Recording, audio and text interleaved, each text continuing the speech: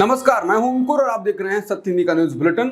एक नजर अब तक की सुर्खियों पर। बीजेपी वाले अक्सर राहुल गांधी को देखते हुए जय श्री राम के नारे लगाते रहे हैं। राहुल गांधी उसका जवाब जय सिया राम से देते रहे और नारे में सीता ना रखने के लिए बीजेपी वालों को सुनाते रहे। अब प्रियंका गांधी भी संसद पहुंच चुकी हैं।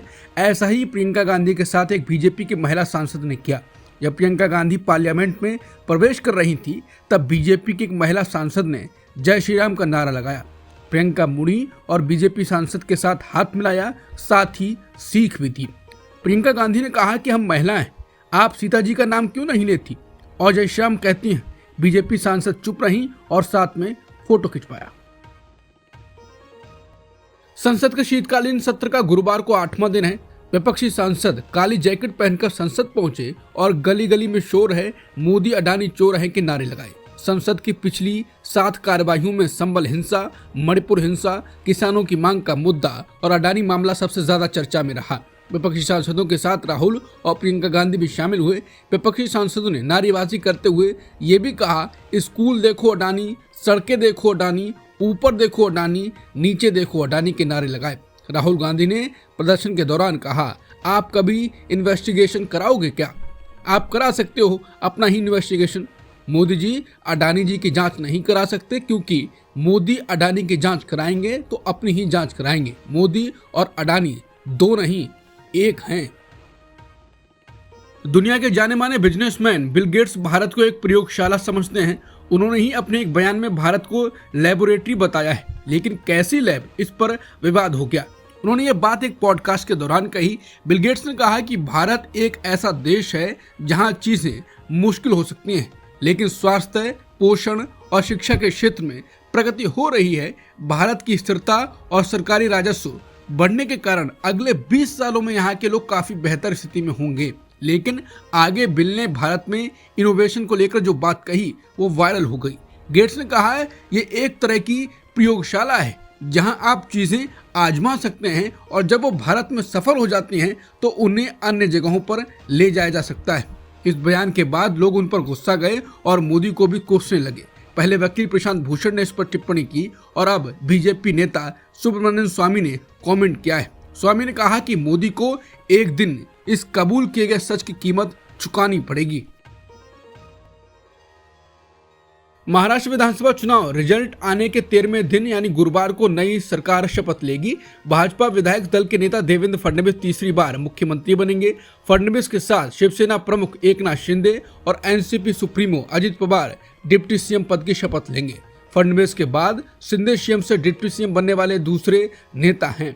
अजित पवार 6ठी बार डिप्टी सीएम बनेंगे। वो महायुति और महाविकास आघाड़ी दोनों गठबंधन में डिप्टी सीएम रह चुके हैं। कार्यक्रम में प्रधानमंत्री मोदी, अमित शाह, राजनाथ सिंह, जेपी नड्डा के अलावा भाजपा और एनडीए शासित राज्यों के मुख्यमंत्रियों और उप मुख्यमंत्रियों समेत 2000 वीआईपीज को न्योता भेजा गया है।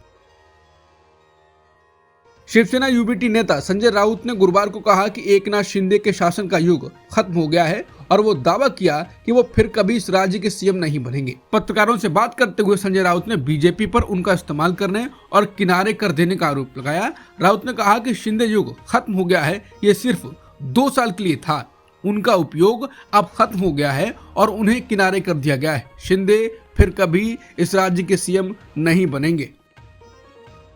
चीन और नेपाल ने बुधवार को बीजिंग में एक महत्वपूर्ण समझौते पर हस्ताक्षर किए, जिससे चीन के लिए नेपाल में बड़ी पैठ बनाने का रास्ता साफ हो गया है। काठमांडू को बीजिंग के बेल्ट एंड रोड इनिशिएटिव या BRI का हिस्सा बनाया गया है।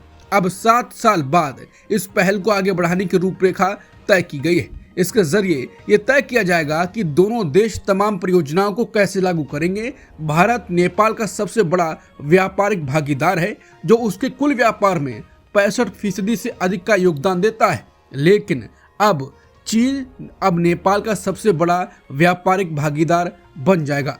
यही भारत की चिंता है। नेपाली प्रधानमंत्री KP शर्मा ओली ने उस परंपरा को तोड़ दिया है जब कोई नेपाली प्रधानमंत्री चुने जाने के बाद सबसे पहले नई दिल्ली फोन करता है या यात्रा करता है। ओली ने इसके बजाय चीन जाने का विकल्प चुना। वो शी जिनपिंग के साथ मिलकर काम करने और सौदे को अंतिम रूप देने के लिए सोमवार को ही चीन पहुंच गए। यूपी के सीएम योगी आदित्यनाथ ने एक बार फिर उपद्रवियों के साथ कठोरता बरतने का आदेश जारी किया है।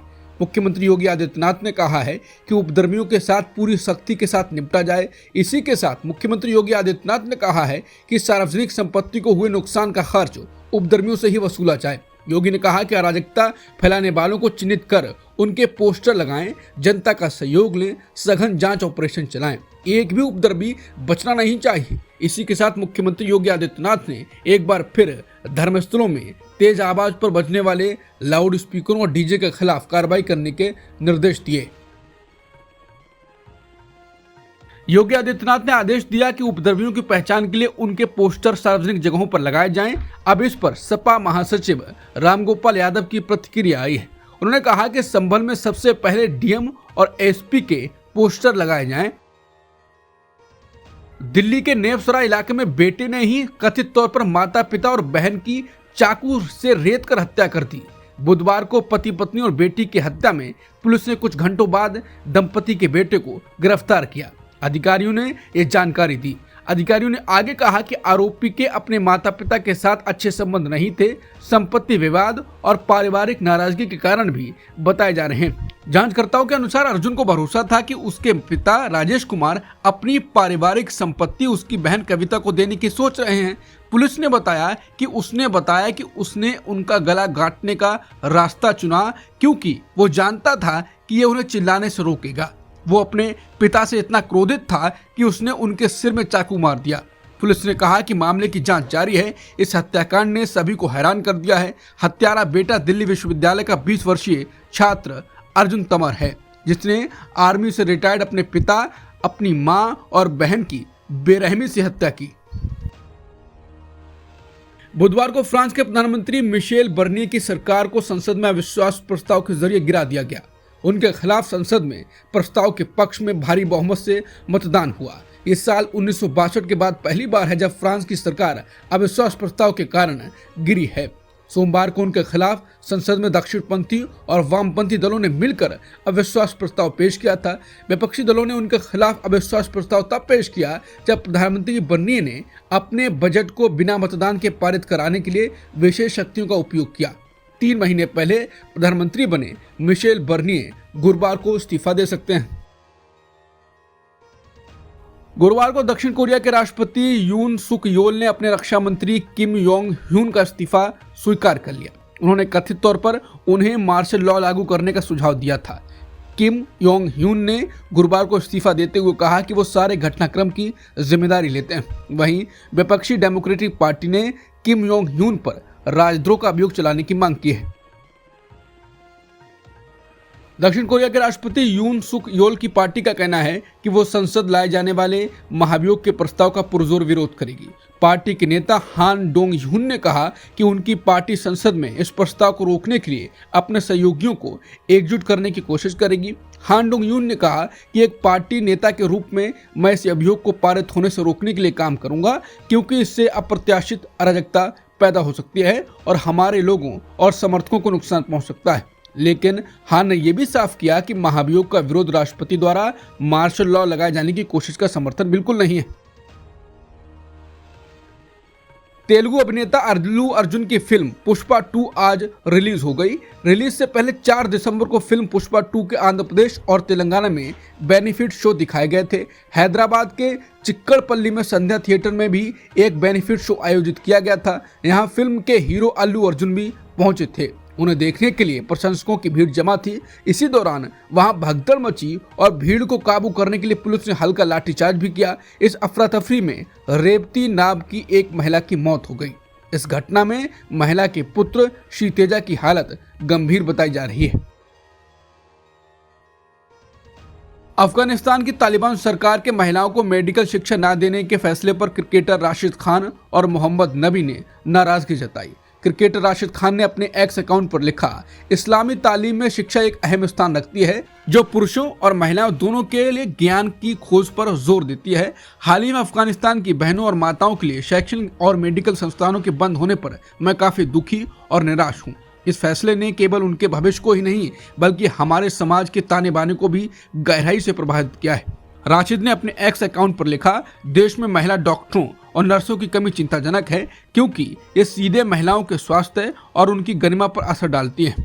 वहीं मोहम्मद नबी ने तालिबान का लड़कियों को मेडिकल की पढ़ाई से बैन करने का फैसला हृदय विदारक बताया और कहा यह काफी अन्यायपूर्ण है। बता दें, बुधवार को अफगानिस्तान की तालिबान सरकार ने नर्सिंग का प्रशिक्षण ले रही महिलाओं की शिक्षा पर प्रतिबंध लगा दिया है। अब तक की सुर्खियों में इतना ही। बाकी खबरों के लिए बने रहिए सत्यहिंदी.com के साथ।